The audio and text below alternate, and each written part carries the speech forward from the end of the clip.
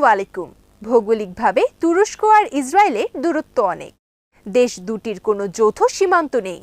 স্থলপথে দেশ দুটির মাঝখানে রয়েছে আরও দুটি দেশ, সিরিয়া ও লেবানন। সমুদ্র পথে দুই দেশের মাঝখানে ভূমধ্যসাগরের বিশাল জলরাশি। ভৌগোলিক অবস্থানের মতো রাজনৈতিক ও কূটনৈতিক দিক থেকেও দেশ দুটির মধ্যে আছে নানামুখী দূরত্ব। ফিলিস্তিন ইস্যুতে তুরস্ক ও ইসরায়েলের মধ্যে বিভিন্ন সময় হয়েছে বাকযুদ্ধ, কিন্তু দুদেশের মধ্যে যদি কখনো সামরিক সংঘাত হয় তাহলে কেমন হবে সে চিত্র? আজ জানাবো সেই বিশ্লেষণ। প্রতিবেদনটি তৈরি করেছেন আহমেদ বায়েজিদ।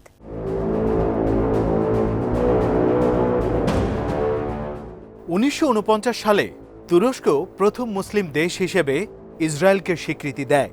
অবশ্য তারও আগে তুরস্কের ওসমানীয় খেলাফতের যুগে সুলতান দ্বিতীয় বায়েজিদ প্রচুর সংখ্যক ইহুদি উদ্বাস্তুকে আশ্রয় দিয়েছিলেন, যে কারণে ইহুদিরা বহু বছর ওসমানীয় সম্রাটদের অনুগত হিসেবে পরিচিত ছিল। 1948 সালে ইসরায়েল রাষ্ট্র ঘোষিত হওয়ার পরের বছরই তুরস্ক তাকে স্বীকৃতি দেয়। সে সময় তুরস্কের প্রেসিডেন্ট ছিলেন কামাল আতাতুর্কের উত্তরসূরি ইসমেত ইনুনু, আর তুরস্ক তখন পুরোপুরি পশ্চিমা অনুগত এক রাষ্ট্র।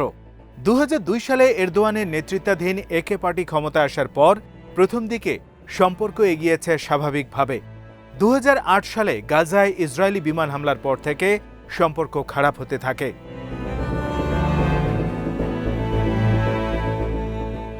সামরিক দিক থেকেও দুই দেশের অবস্থান ভিন্ন মেরুতে। একদিকে যুক্তরাষ্ট্র ও ব্রিটেনের আশীর্বাদ নিয়ে নিজেদের অস্তিত্ব টিকিয়ে রাখতে ক্রমশ শক্তি বৃদ্ধি করছে ইসরায়েল। যুক্তরাষ্ট্রের বৈদেশিক বাজেটের বড় অংশই বরাদ্দ থাকে ইসরায়েলের সামরিক উন্নতির জন্য। যুক্তরাষ্ট্রের সরঞ্জাম, প্রযুক্তি, বিশেষজ্ঞ সহ সব দিকেই সহযোগিতা পেয়ে আসছে Israel.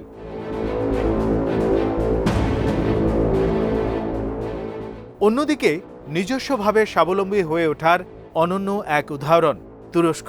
Recep Tayyip Erdogan president হওয়ার পর থেকে সামরিক খাতে পশ্চিমা নির্ভরতা কাটিয়ে ওঠার মহাপরিকল্পনা নেয় তুরস্ক, যার ফল হিসেবে দেশটি প্রতিরক্ষা সামগ্রী রপ্তানিও করছে। স্থল, নৌ, আকাশ সব সেক্টরেই শীর্ষস্থানীয় শক্তিগুলোর সাথে সমান তালে এগিয়ে চলছে দেশটি।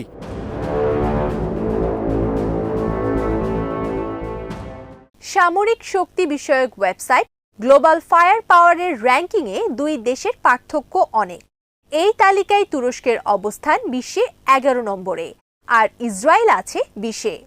ওয়েবসাইটটির তথ্য মতে তুরস্কের প্রতিরক্ষা বাজেট 1,730 কোটি মার্কিন ডলার, ইসরায়েলের যা 1,660 কোটি মার্কিন ডলার। আসুন দেখে আসি দুদেশের সামরিক শক্তির চিত্র।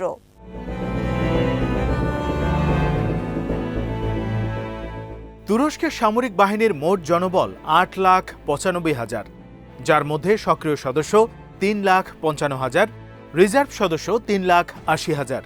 তুরস্ক বিশ্বের সবচেয়ে বড় সামরিক জোট ন্যাটোর গুরুত্বপূর্ণ সদস্য। জোটের মধ্যে যুক্তরাষ্ট্রের পরই দ্বিতীয় বৃহত্তম সেনাবাহিনী তুরস্কের।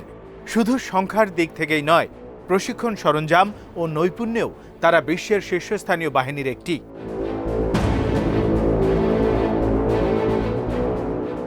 এরদোয়ান সরকার তুরস্কের প্রতিরক্ষা খাতে যে ব্যাপক আধুনিকায়ন করেছে তার ছোঁয়ায় তুর্কি সেনাবাহিনী অনেক অগ্রগতি সাধন করেছে।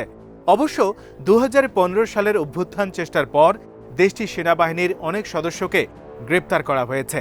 সেই ধাক্কা সামলে তুর্কি সেনাবাহিনী কতটা গুছিয়ে উঠতে পেরেছে সেই প্রশ্ন থেকেই যায়।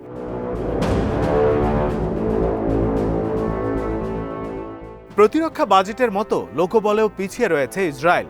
তাদের সশস্ত্র বাহিনীর মোট সদস্য 6,43,000, যার মধ্যে সক্রিয় সদস্য 1,70,000, রিজার্ভ সদস্য 4,65,000।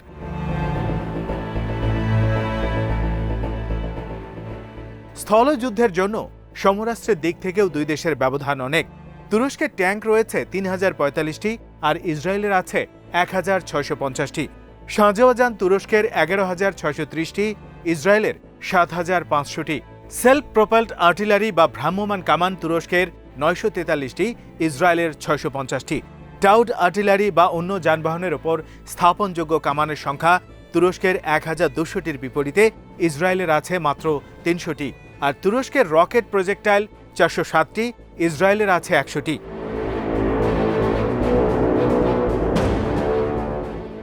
বিমান বাহিনীর তুলনামূলক আলোচনায় ইসরায়েলকে এগিয়ে রাখতে হবে।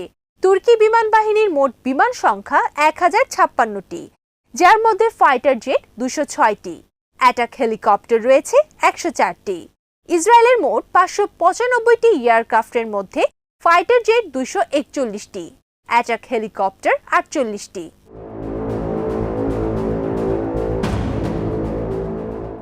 উভয় দেশে রয়েছে F-16 ফাইটিং ফ্যালকন জেট।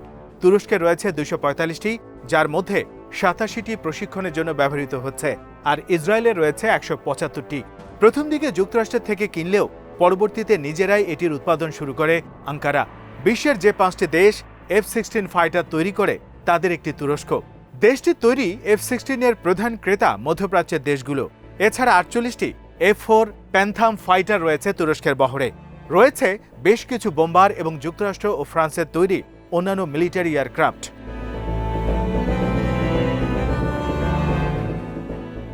ইসরায়েলের ফাইটার বহর তুরস্কের চেয়ে কিছুটা সমৃদ্ধ।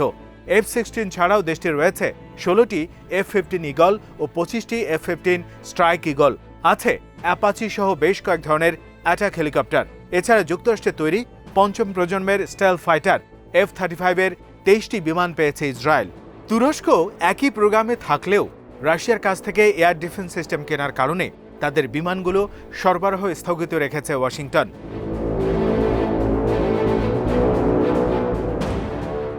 ড্রোন শিল্পে উভয় দেশই একে অন্যের সাথে পাল্লা দিয়ে এগিয়ে যেতে চেষ্টা করছে। তুরস্কের ড্রোন শিল্প গত কয়েক বছরে রীতিমতো বিপ্লব করেছে। দেশটির বেরাক্তার TB2 drone unmanned aerial vehicle জগতে রীতিমতো অবাক করে দিয়েছে। ইতিমধ্যে বেশ কিছু দেশের কাছে এই ড্রোন রপ্তানিও করেছে তুরস্ক। নাগর্নো কারাবাখের যুদ্ধে ড্রোনটি তাক লাগিয়ে দিয়েছে। এছাড়া বেরাক্তার আকিনচি নামের আরেকটি সর্বাধুনিক অ্যাটাক ড্রোন শীঘ্রই যুক্ত হবে তুর্কি বিমান বাহিনীতে।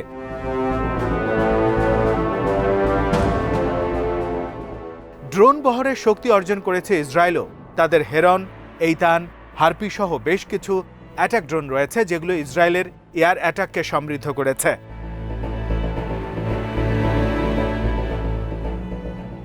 তুরস্কের বিমান বাহিনীর কাছে রয়েছে যুক্তরাষ্ট্রের তৈরি বেশ কিছু আধুনিক ক্ষেপণাস্ত্র। এছাড়া দেশটির নিজেরাও বেশ কিছু ক্ষেপণাস্ত্র উদ্ভাবন করেছে। যুক্তরাষ্ট্রের তৈরি AGM-84 স্ট্যানফোর্ড ক্রুজ মিসাইল রয়েছে তুরস্কের।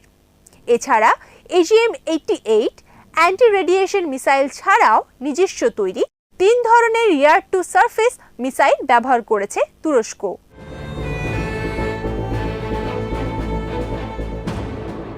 এয়ার টু এয়ার মিসাইলের ক্ষেত্রে তুরস্কের কাছে রয়েছে যুক্তরাষ্ট্রের MIM-120 স্প্যারো ও সাউন্ড উইন্ডার। নিজস্ব তৈরি গোগদোকান ও বোজদোকান নামে দুটি মিসাইল যুক্ত হওয়ার অপেক্ষায় রয়েছে। আরও বিভিন্ন ধরনের অ্যান্টি ট্যাঙ্ক মিসাইল রয়েছে তাদের।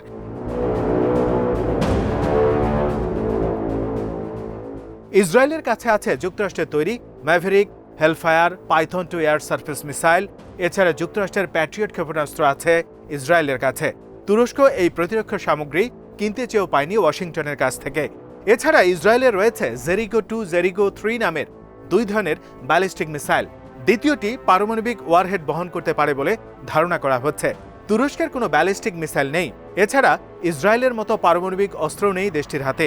ইসরায়েলের পারমাণবিক অস্ত্রের সঠিক সংখ্যা জানা না গেলেও ধারণা করা হচ্ছে দেশটির হাতে 80টির বেশি পারমাণবিক অস্ত্র রয়েছে।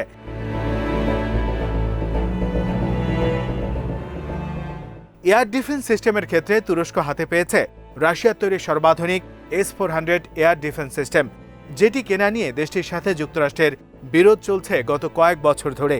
এই প্রতিরক্ষা সামগ্রীটিকে বলা হচ্ছে এখন পর্যন্ত বিশ্বের সবচেয়ে নিরাপদ প্রতিরক্ষা সরঞ্জাম।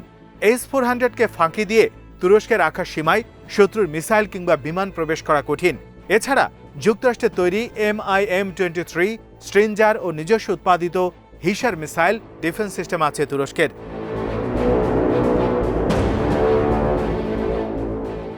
ইসরায়েলের আছে যুক্তরাষ্ট্রের তৈরি হক ও নিজস্ব তৈরি Iron Dome, David spring Arrow missile defence system. এর মধ্যে আরও আছে অ্যান্টি ব্যালিস্টিক মিসাইল।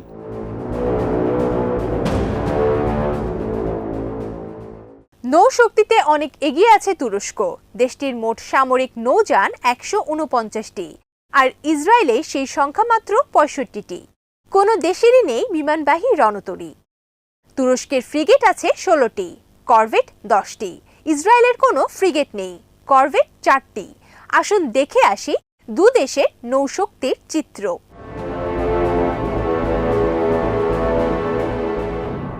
তুর্কি নৌবাহিনীর 12টি সাবমেরিনের বিপরীতে ইসরায়েলের সাবমেরিন রয়েছে 5টি। মাইন ওয়ারফেয়ার বোট তুরস্কের আছে 11টি, ইসরায়েলের একটিও নেই।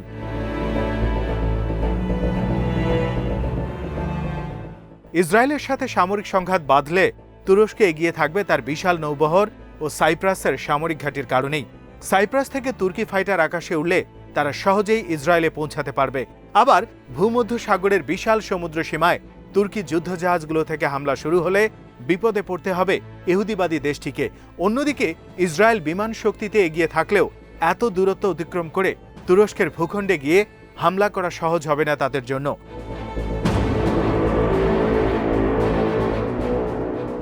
অবশ্য সামরিক সংঘাতে এখন শুধু শক্তির বিচার দিয়ে জয় পরাজয় নির্ধারিত হয় না, এর সাথে থাকে মিত্র দেশগুলোর সহযোগিতা, আন্তর্জাতিক রাজনীতির প্রভাব, ভৌগোলিক পরিস্থিতি এবং সর্বোপরি সৈন্যদের সাহসিকতা আর আত্মত্যাগের মানসিকতা।